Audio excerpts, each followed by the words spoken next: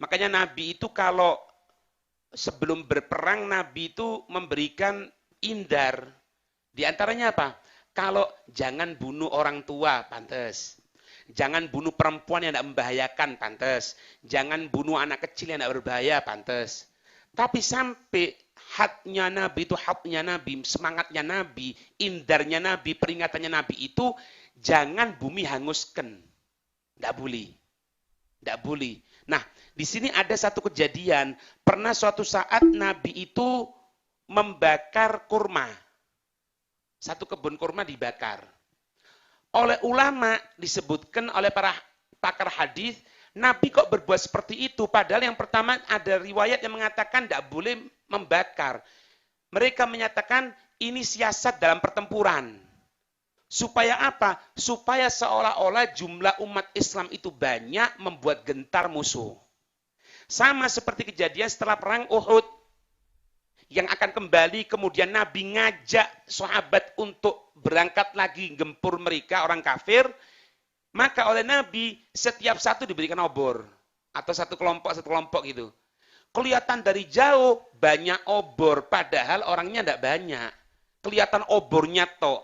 Otomatis kalau orang kelihatan dari jauh kan satu obor gini mungkin 10 orang, 20 orang. Lah ini banyak obor. Sehingga mereka orang kafir nganggep itu banyak. Sehingga diceritakan Abu Sofyan ketika itu yang belum masuk Islam.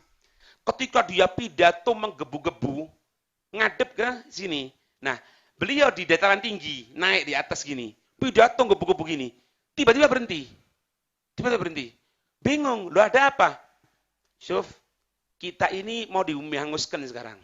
Padahal dia ini sama kelompoknya, orang kafir ini, mau berangkat ke Madinah, mau hancurkan.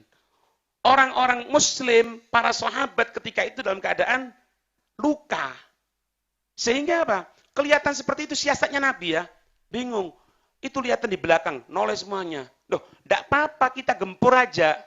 Katanya orang-orang yang hadir itu, orang kafir itu. Katanya Abu Sofyan, kamu semuanya yang hadir ini, yang sering perang itu aku. Dan firasatku mengatakan bahwasannya kalau kita nyerang mereka, kita yang terkalahkan. Lebih baik kita orang mundur. Gara-gara seperti itu, mereka orang kafir mundur. Jadi kalau ada cerita perang Uhud itu kalah, jangan berhenti di situ. Setelah itu mereka lari. Lari tunggang langgang. Ya itu bisa bayang no. Ketika pidato orator ini mau mandek. Kan bingung yang dibawanya ini. Paham? Tapi ya, bagaimana Nabi Shallallahu Alaihi Wasallam?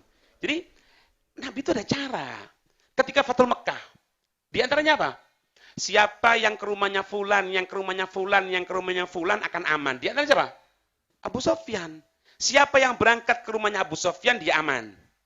Tujuannya apa? Untuk ngangkat Abu Sofyan saja. Untuk ngambil simpati. Langsung setelah itu Abu Sofyan masuk Islam. Setelah Fathul Mekah. Nah inilah. Jadi ini termasuk cara gimana yang terbaik.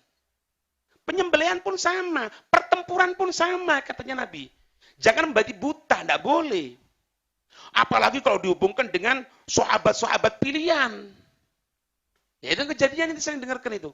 Gimana Sayyidina Ali yang duel dengan satu orang ini, satu lawan satu dengan orang kafir. Ketika itu dengan susah payah, dengan siasatnya Sayyidina Ali, sampai dia tadi itu sudah terpojokkan. Dan dikatakan pojok pedang itu sudah berada di lehernya orang kafir. Kayak krek, gitu. Krek, entek wis. Ketika dalam keadaan seperti itu, ternyata seorang kafir itu ngeludah ke Sayyidina Ali. Bayangin ya, ngeludah terkena mukanya Sayyidina Ali. Lalu kita orang ya apa? Wes tutup dikena tok. Tek. Ditinggal sama Sayyidina Ali. Ditinggal. Sampai berdiri, kamu bebas. Udah bingung kafir. Lah bingung ah. Lah kok dia apa? Bentar. Kenapa? Ana ketika bertempur sama inti sebelum inti ludahi untuk Allah dan Rasul. Tapi setelah engkau ludahi mukaku ini, aku takut kalau aku bunuh kamu bukan untuk Allah dan Rasul. Karena aku mangkel karena engkau ludahi wajahku. Iki santri Nabi. Kalau kita ngomong sahabat kan kok jauh, santri Nabi.